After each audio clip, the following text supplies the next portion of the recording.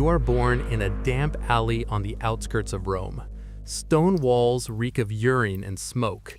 Your mother presses her hand over your mouth so the neighbors won't hear you cry. Your father will not return.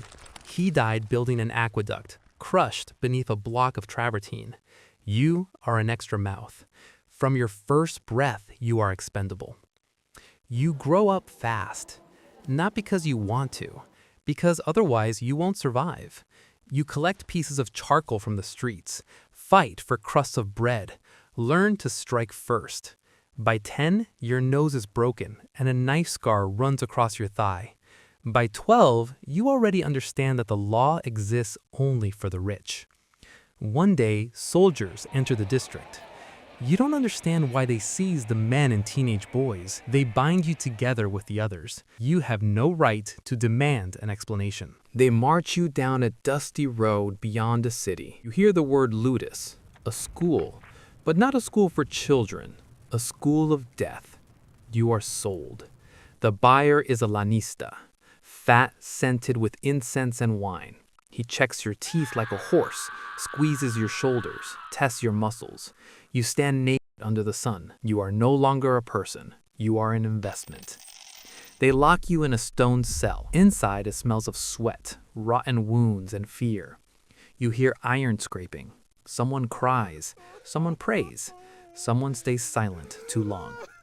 In the morning, the trainer arrives, a former gladiator. Deep scars line his face. He does not shout.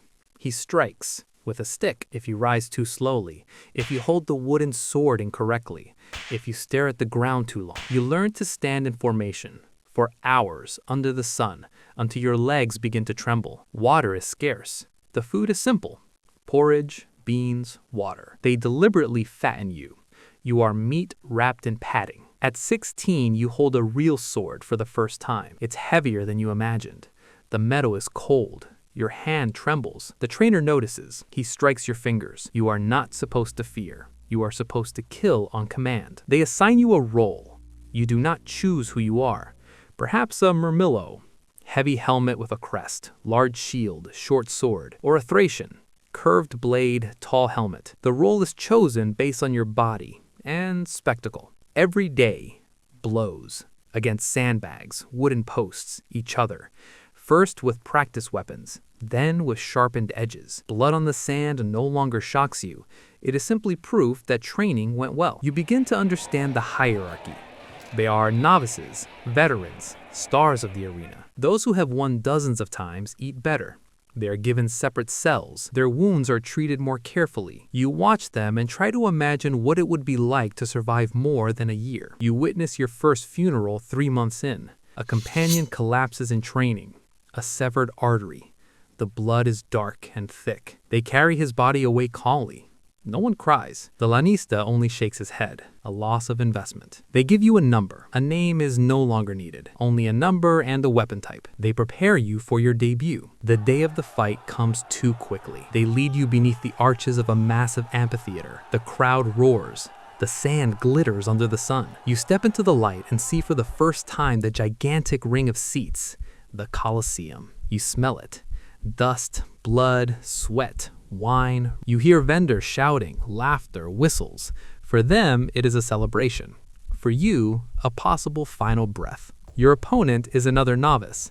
His eyes are wide, his hands tremble. He holds a spear. There is little air.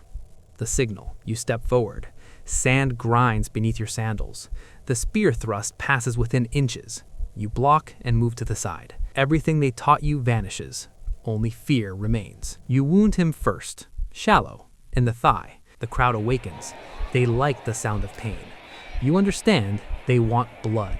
The slower the death, the louder their delight. You see his exposed throat. You could finish it quickly, but you hesitate for a second. That second costs him his life. The blade grazes your side. The pain is searing, real. You finish him. The crowd waits. The emperor's thumb turns downward. You understand the gesture. Finish it. You survive the first time. They lead you back. Your wound is stitched without anesthesia. That evening, you receive a little more bread. The cell is quiet. You do not sleep. His face is before your eyes. The fights repeat. Not every day, but often enough. Sometimes beasts, a chained bear, a leopard released into panic. Sometimes an armed criminal, barely armored. Each time, a new probability of death. After a year, scars cover your chest, back, forearms. They begin to notice you. Shouts from the stands, bets. Women throw flowers. A slave girl passes you a scented ribbon. You almost believe you have become someone. But at night, you are still locked in the cell. One day, your closest friend from the school is sent against you. You both know the rules. You both understand there will be no mercy. Your gazes meet in the center of the arena. You circle for a long time. Too long.